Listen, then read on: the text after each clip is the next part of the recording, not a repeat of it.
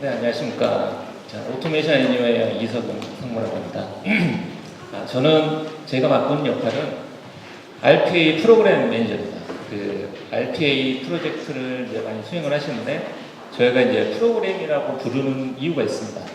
이 RPA 트랜스포메이션을 한다는 것은 조직이 RPA를 도입을 해서 군사적으로 확대하고 이제 그 궁극적인 목적은 회사의 많은 업무들을 자동화해서 효율화를 가져가자라는 건데요.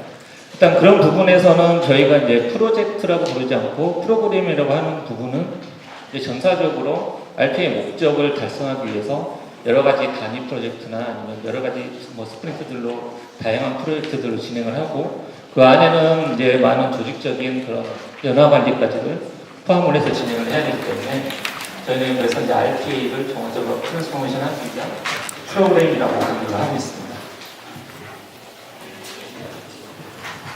네, 먼저 이 자료는 저희 회사에서 2019년에 그 RPA 트렌드를 예측을 한 자료입니다.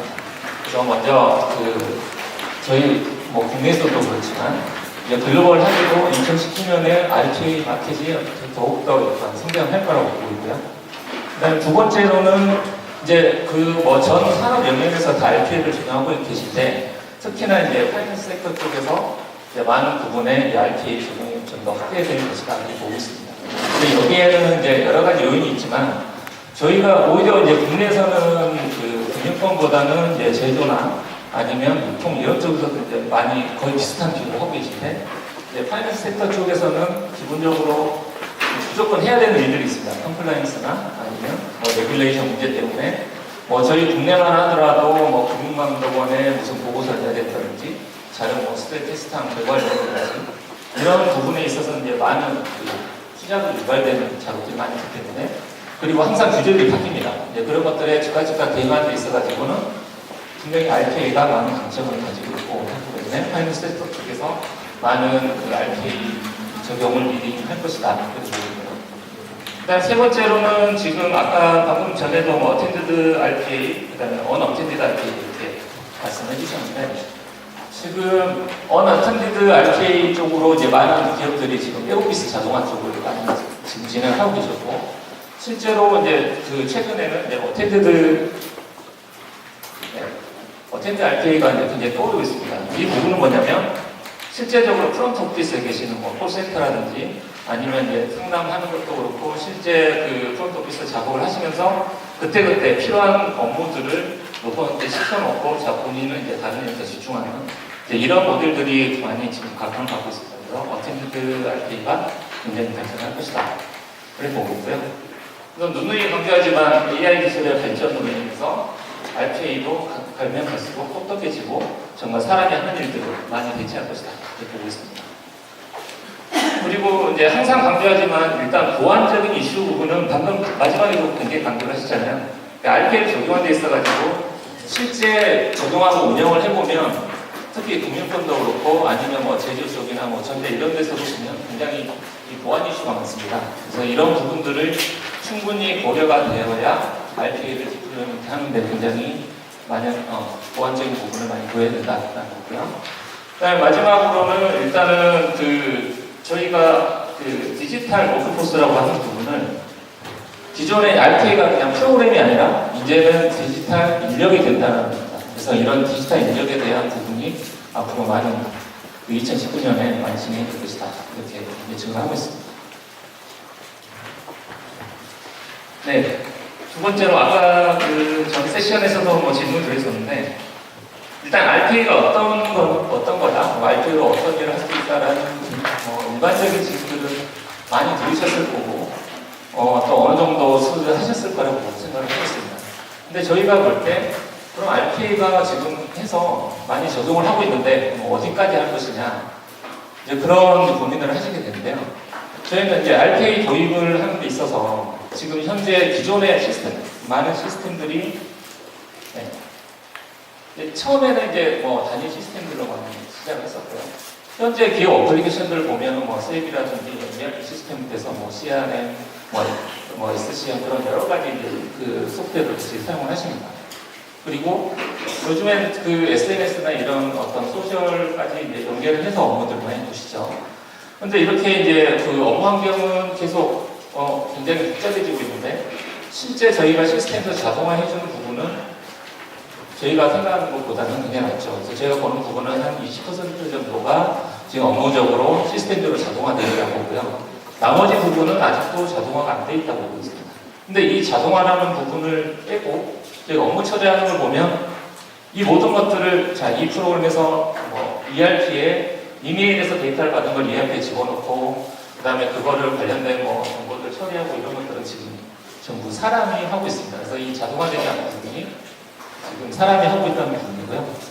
여기에는 여러 가지 인지 기술이라든지 그다음 사람이 판단을 해야 되는 부분도 있지만 어쨌든 이 업무에 있어서 뭔가 자동화되어야 되는 부분을 사람들이 지금 하고 있는 겁니다. 그래서 이 부분이 앞으로 가면 갈수록 RP가 발전하고 기술 발전함에 따라서 자동화될 영역이라고 보고 있습니다.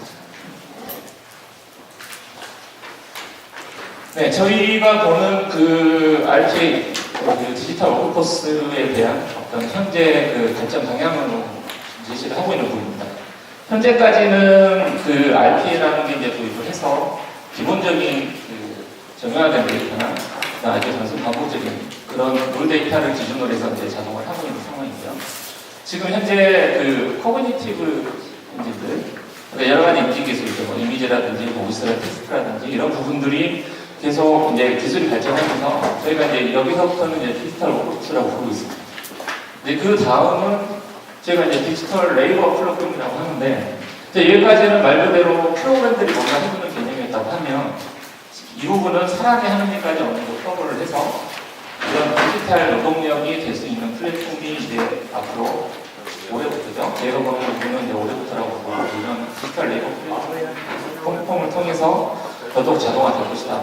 저희 궁극적인 목표는 계속 강조드리지만 AI 기술이나 여러 가지 기술들을 통합을 해서 여러 가지 그 많은 부분을 좀 더 디지털 레이버가 자동화를 하는 부분으로 보고 있습니다. 근데 이 부분에 있어서 약간 국내와 해외에 약간 차이가 있는데 지금 현재 그 커뮤니티 엔딩 같은 경우는 해외에서는 조금 우리나라보다 한 1년 정도 앞서 있다고 보고 있습니다. 그리고 여러 가지 솔루션도 있지만 지금 현재 이제 국내에 적용하는 부분에 있어서는 어찌 보면 저희 나라의 약간 특징인 이 한글 인식이라든지 그다음에 이런 부분에 있어가지고는 약간 기술 적용 부분에서 약간 뒤처진 부분이 있긴 합니다. 하지만 저희가 이제 가는 방향은 계속 그런 기술들이 발전하면서 이런 방향으로 가겠다고 예측을 하고 있습니다. 네, 그러면 디지털 워크포스란 무엇인가? 사람들이 기본적으로 사람이 하는 일입니다. 사람이 작업을 하고 고민을 한 다음에 거기에 대한 분석을 하고 분석을 하죠. 그리고 이제 일을 다 했으면 제가 좋아하는 쉬는 시간도 가지시고요. 근데 이제 디지털 레이버라고 하면 사람이 하는 일을 이제 RPA 솔루션이 똑같이 이제 휴면에서 똑같이 진행을 해줍니다. 그리고 사람이 이렇게 인지하고 사람이 판단했던 부분들이 이제 기술이 발전해서 어떤 커뮤니티 엔진들이 어떤 이미지 인식이나 텍스트 인식이라든지 이런 부분들을 지금 진행을 하고 있고요. 근데 거기에 대한 어떤 분석적인 부분은 저희가 이제 애널리틱스라고 하는 부분이 여러 가지 있겠지만 특히나 이제 AI의 어떤 팀의 머신러닝 기능을 사용을 해서 제가 어떤 추론 엔진을 접목을 한다든지 이런 부분에서 분석적인 부분도 같이 진행하고 있습니다.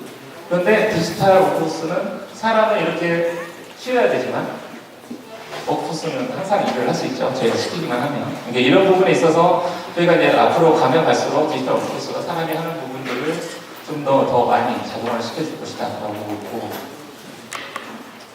거기에 대한 자세한 설명입니다. 그 다음에 이런 디지털 워크포스를 넘어서 저희가 이제 디지털 레이버라고 하는 부분은 뭐냐면 디지털 워크포스는 말 그대로 어떤 기능에 대한 자동화였습니다. 근데 저희가 이제 디지털 레이버라고 하는 부분은 직무에 대한 자동화입니다. 그래서 이제 기존에 보시면 SL 자동화 이런 게 어떤 기능의 자동화였다고 하면 지금 저희가 만드는 디지털 레이버 플랫폼이라고 하는 부분은 어떤 헬프데스크 요원이 하는 일, 헬프데스크 요원이 하는 일 굉장히 많습니다. 그 헬프데스크 티켓을 보고 아니면 거기에 대한 응답을 주고 거기에 대한 날리지 베이스를 찾아서 고객한테 정보를 던져주고 이런 부분도 있습니다. 그리고 여기에 보면 단순하게 하나의 어플리케이션만 쓰이고 하나의 어떤 타스크만 수행되는 게 아니라 이 헬프데스크 요원이 해야 되는 접합시켜서 자, 이 디지털 레이버는 이 사람은 헬프데스크 용이다. 그 다음에 뭐 DB를 관리하는 사람이다. 이런 직무에 대한 부분을 저희가 작동을 하고 그러면 이걸 이제 쓰는 부분에 있어서는 자, 우리가 필요한 사람은 말 그대로 네트워크 관리하는 사람이 필요한데 그러면 그걸 이제 저희 부서에서 이렇게 직무에 대해서 검색을 합니다.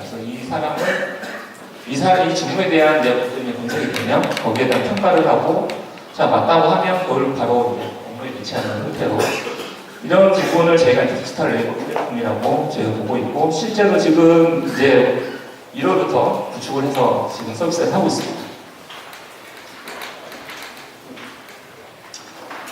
네, 그리고 저희 솔루션 오토메이션 아니면은 약 이제 13년, 2003년에 이제 그 회사가 설립이 돼서 RPA 쪽으로 진행하고요. 지금 거의 이제 15년 이상을 저희가 RPA만 지금 하고 있는 회사입니다. 그러다 보니 저희가 이제 여러 가지 많은 그 RPA 적용 사례들이 있고 이제 이 부분들은 저희 이제 사이트에 오시면 한글화돼서 지금 현재 한국 사이트도 오픈을 했고 하니 이런 부분에서 좀 그 많은 그 사례들을 좀 보시면 될 것 같습니다. 네, 방금 제가 이제 디지털 워크포스나 이제 디지털 레이버 플랫폼을 말씀을 드린 이유는 저희 회사의 목표는 이겁니다. 아마 2020년 정도에 저희가 세계에서 가장 큰 인력 제공 업체가 되지 않을까 그렇게 보고 있고요. 그래서 저희가 2020년에 아까 말씀드렸던 디지털 레이버 플랫폼을 사용을 해서 약 300만 개 이상의 그런 로봇들을 저희 전 세계에서 운영을 할 것이다 라고 보고 있고 한마디로 앞으로 이런 플랫폼이 제공이 되면 기존에 어떤 인력을 소싱해서 했던 부분들이 이런 디지털 인력을 소싱해서 하는 부분을 많은 그 기업의 인력 소싱 전략에 많은 차이가 발생할 거라고 보고 있습니다. 그래서 저희가 이제 좋아하는 말인데요. 우버는 택시 실제 가지고 있지 않습니다.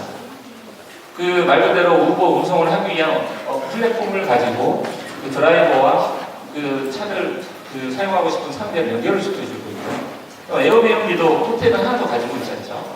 대신 그 호텔을 말 그대로 숙박을 제공할 수 있는 그런 집이나 이런 걸 가지고 있는 사람과 그걸 사용하는 사람을 매칭을 시켜주죠. 저희도 실제 그 인력을 파견하기 위한 인력을 가지고 있지 않지만 약간 다르긴 하지만 저희는 어떤 이런 디지털 레이버를 통해서 전 세계에 인력을 공급하는 인력과 직무를 공급하는 그런 회사 대표로 보고 있습니다. 여기 이제 간단한 저희 회사 지금 현황이고요. 지금 약 2,000여 명 이상 글로벌 인력들이 있고 그 다음에 이 숫자가 거의 뭐 일주일마다 한 100개 이상씩 계속 운영이 되고 있습니다. 그래서 지금 현재 이건 이제 한 1월 기준으로 해서 약 저희가 엔터프라이즈 커스터머 이 부분은 약간 이제 개인적으로 쓰거나 이런 뭐 부분 쓰는 거 말고 실제 어느 정도 규모가 있는 엔터프라이즈 그 회사 고객들이 약 1,000개 이상이고요. 그 다음에 실제 지금 현재 저희가 그 로봇이라고 하죠. 로봇 디플로이 된 게 약 80만 개 이상이 되고 있습니다. 그리고 약 90여 개 전 세계에서 90여 개 국가에서 지금 서비스를 하고 있는 상황입니다. 그리고 뭐 아시는 분은 아시겠지만 이제 작년에 약간 이제 펀딩들을 많이 받아서 현재 이제 최근 마지막에 받은 게 소프트뱅크 쪽에서 좀 펀딩을 많이 받아서 그 부분을 아까 말씀드렸던 그 AI나 이런 기술 우리가 궁극적으로 가려고 하는 그런 그 디지털 트랜스포메이션 기술 쪽에 계속 제출을 하고 있는 상황입니다. 네, 아까 뭐 전 세션에서 나왔지만 항상 주장하는 바는 조금씩 다릅니다. 저희는 항상 글로벌 넘버원이라고 생각을 하고 있고요. 이제 그 평가 기관마다 좀 다르긴 하지만 지금 현재 저희가 그 글로벌 넘버원이라고 하는 부분에서 평가 기준은 좀 다르지만 저희가 생각하는 제가 넘버원이라고 하는 부분은 실제 엔터프라이즈 고객을 기준으로 말씀을 드립니다. 그래서 그 부분에 있어서는 저희가 굉장히 다른 그 경쟁사 몇 개를 합쳐도 저희보다 많지 않습니다. 그래서 그런 부분에서 저희가 좀 하고 있고요.